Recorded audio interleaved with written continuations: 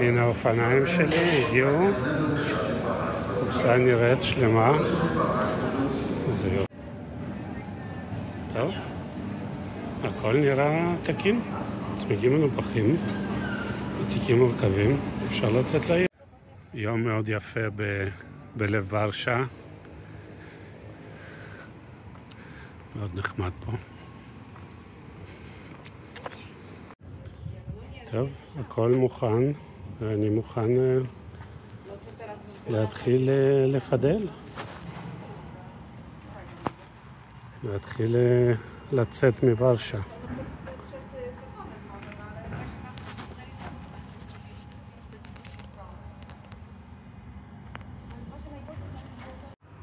עצרתי בצד הדרך באיזו בולגריה שבקומות הייתה המלצה עליה, והנה הבולגר שלי הגיע, תכף נבדוק אם היה שווה לחכות.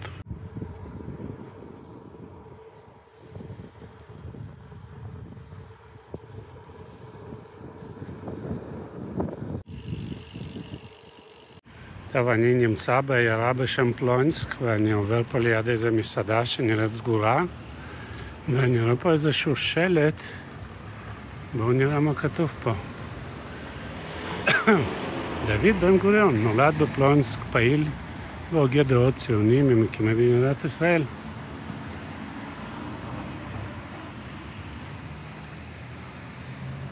זה הבית שבו בן גוריון נולד.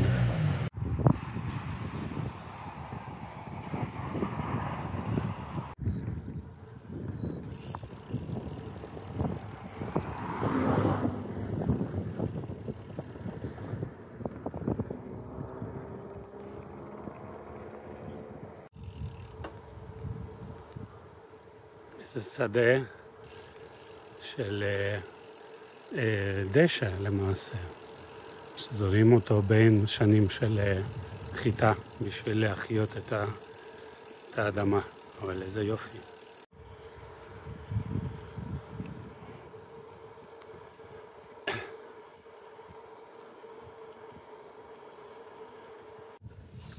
השעה עכשיו 9:10, יצאתי ב8:30 בגשם שוטף. עכשיו הגשם כבר נרגע, ממש טפטוף. אולי שווה לצאת חצי שעה יותר מאוחר, אבל אין חכם בדיעבד כמובן. בכל מקרה, מנופים יפים, המזג האוויר משתפר, והכל טוב. כיכר ראשית של העיירה גולוב דוברז'ין. אני מקווה שאני מבטא את השם בצורה נכונה. עיירה מאוד נחמדה שביליתי בה את הלילה באתר קמפינג מאוד נחמד. ועכשיו אני ממשיך. גם היום הרכיבה היא לרוב לאורך הכביש, אבל הפעם הכביש שם, ואני כאן על שביל אופניים מרוצף, ומדי פעם יש אפילו תחנות מנוחה מצוידות היטב.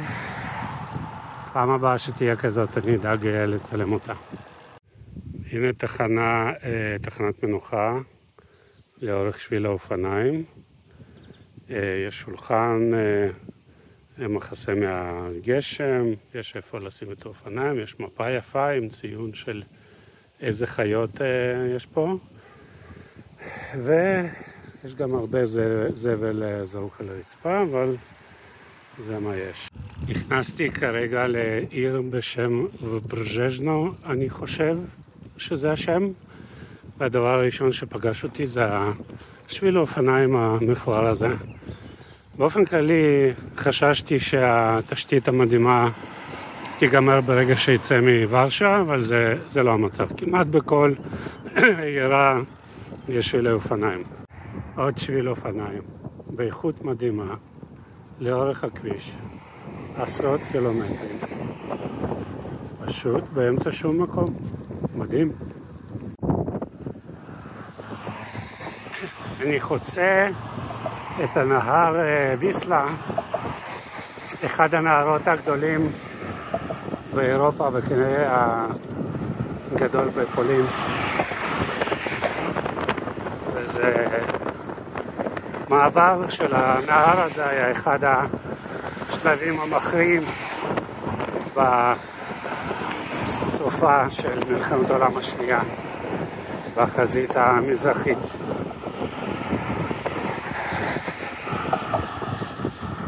מתחילים לראות את הנהר. אני חושב שגם זה הנהר שעליו נחתם השלום בין נפוליאון לאלכסנדר, הצאר הרוסי.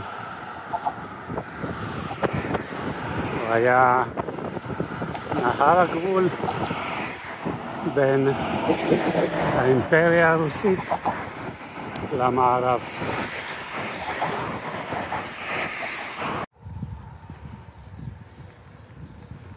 נכנס לעיר בשם שוויצ'י, אני חושב.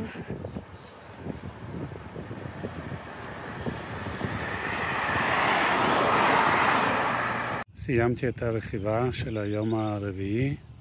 אני באתר קמפינג, שם עלים וקמפר ואנים, ואולי מתישהו אוכל גם להקים אוהל כשאמצא את הבעלים.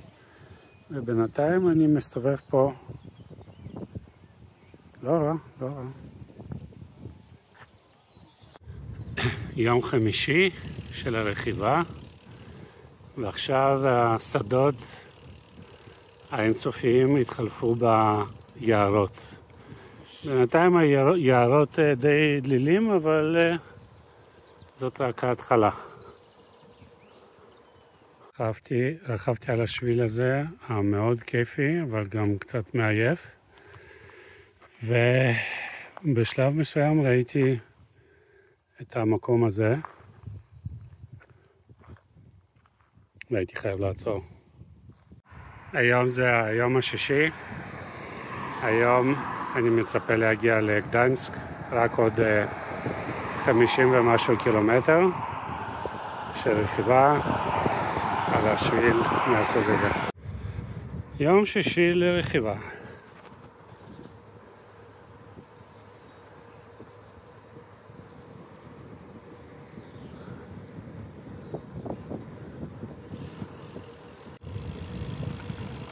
רכיבה בתוך יער קסום.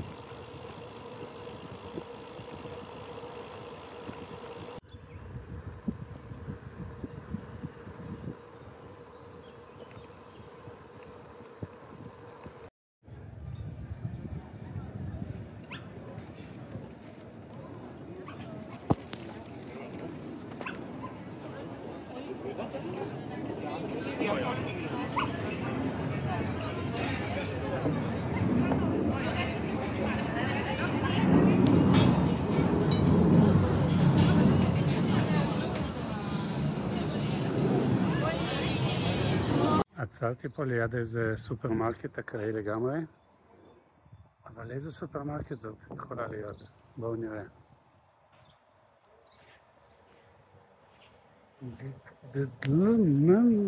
מה זה?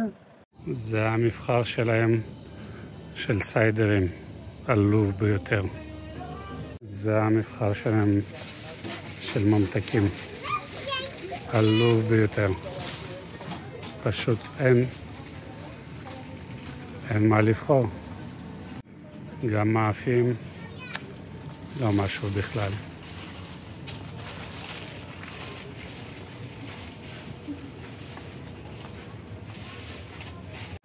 אני על גשר שהוא שביל אופניים.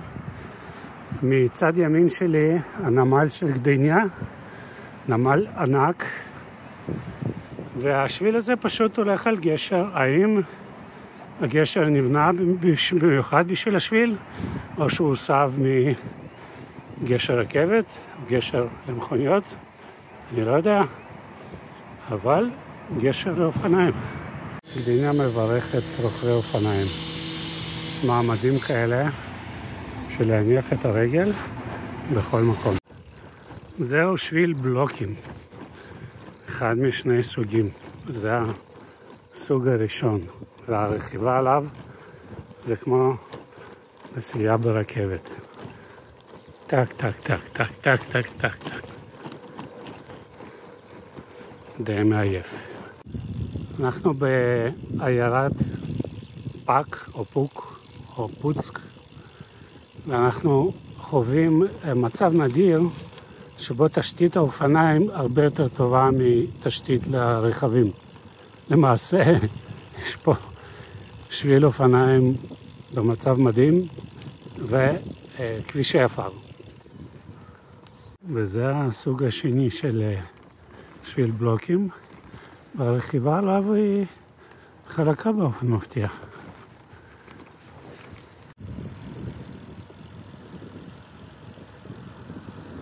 יום עשירי היום, יצאתי מירוסלבץ לכיוון קולוברז' ואני רוכב, לא רואים פה דרך היער, אבל במרחק של כ-200 מטר חוף הים. יש פה את היער משני הצדדים של הכביש, זה כביש מהיר. זה שביל אופניים. זה לא מרגיש כמו כביש מהיר. זה כביש מהיר שממש כיף לרכוב לאורכו. אני רוכב ביער, ומצד ימין שלי אני שומע את הים. לא רואים אותו פה כרגע, אבל הוא ממש שם, מעבר לעין, שם מקדימה רואים טיפה את הים. וגם מדי פעם יש את הפטריות האלה, עשויות מעץ. הנה, תכף עוברים ליד 2. ממש חמוד.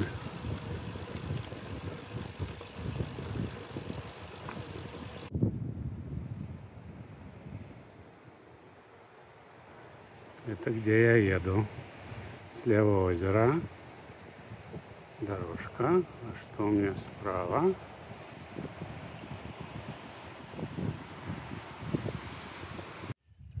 זה נראה לי נוף של Windows.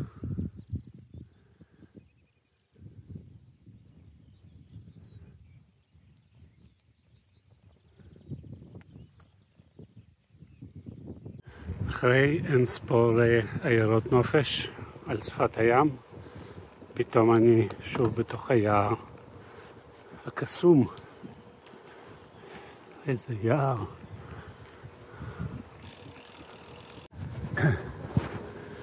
פשוט עיירה אחרי עיירה שנראית כמו חוף הים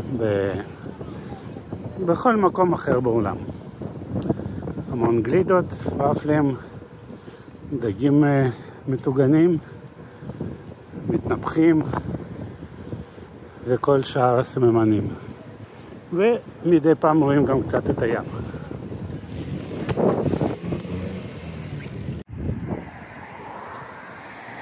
באזור הנמל של העיר קולובז'ג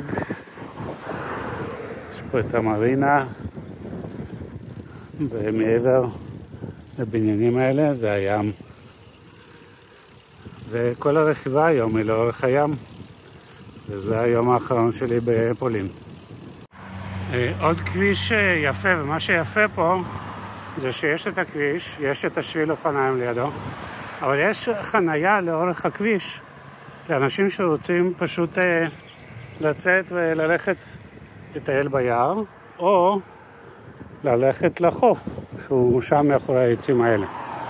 מאוד מתחשב. לאורך כל הטיילת האינסופית הזאת, המון מסעדות וחנויות על הנושא של פיראטים.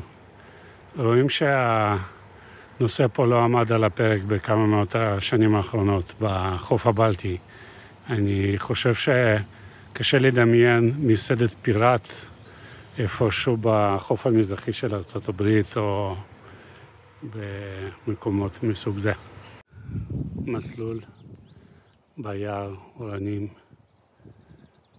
שקט, שומעים קצת את הים במרחק, ויש את השלט הזה שמצביע על זה שבחורף זה מסלול סקי. סקי מישורי. עכשיו השביל עובר ליד פסי רכבת במרווח צר. מעניין אם נראה גם רכבת.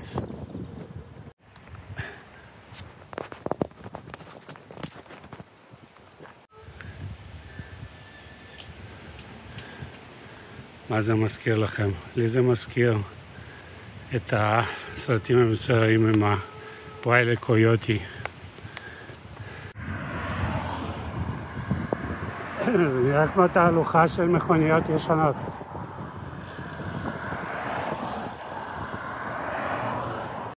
אני על מעבורת שתיקח אותי לתוך העיר סוויניושי ומשם לעבר הגבול עם גרמניה, ממש מרחק של קילומטרים ספורים.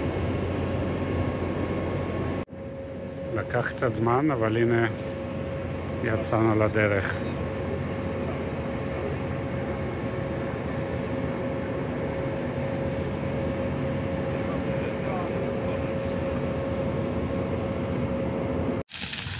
אני מתקרב לגבול עם גרמניה, אני בעיר סוויניושי. עיר תיירותית כמו מהערים האחרונות שעברתי, וזה המבט האחרון לתעשיית התיירות הפולנית לקראת מעבר הגבול. השלט לפניי הוא בגרמנית. מה זה אומר? זה אומר שעברתי את הגבול ואני בגרמניה.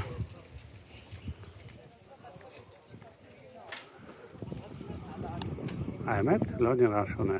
אוקיי, הרושם הראשוני שלי היה שבצד הגרמני הכל נראה אותו דבר. אז זה לא המצב. השביל פה נראה עוד יותר משודרג מהשביל הפולני.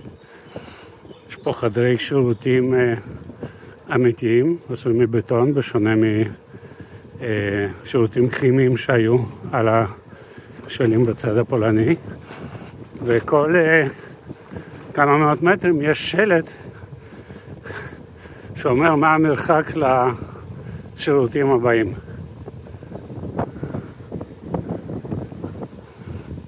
כן, זה רמה אחרת. עוד דבר מעניין זה שכל 100 מטר בערך יש מעקים כאלה שאפשר לקשור אליהם את האופניים, כמו זה, ואכן קשורים אליהם אופניים. ואיפה הבעלים של האופניים האלה? לא ברור, אבל אני חושב שהם הלכו לים. אני על מסלול מוגבע שכמותו לא ראיתי מאז שרכבתי לאורך הדנובה, ושם זה מאוד נפוץ. אז הנה גם פה.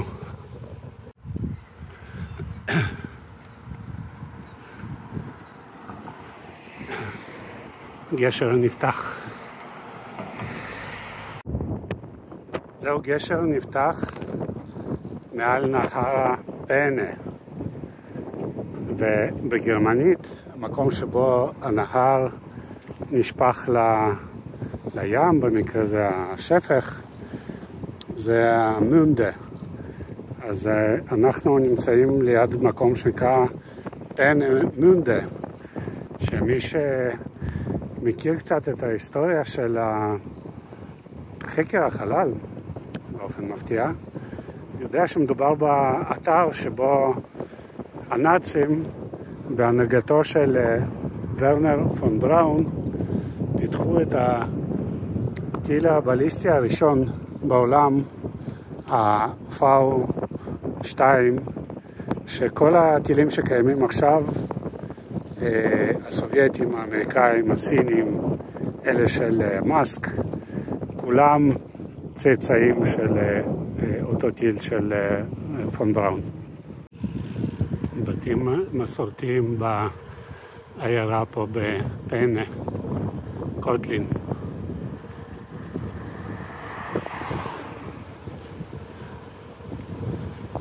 פעם ראינו משהו דומה בדרום גרמניה. זה מכונות לממכר ביצים, שמן, זית כנראה, ועוד כל מיני חמוצים מקומיים וכולי. פשוט עומד באמצע הכפר מכשיר כזה למי שבא לו לקנות ביצים. פעם ראשונה שהיעד של הטיול מופיע על שלט דרכים, זה תמיד היה גם מרגש בשבילי. אז הנה, רוסטוק, היעד שלי לפניי.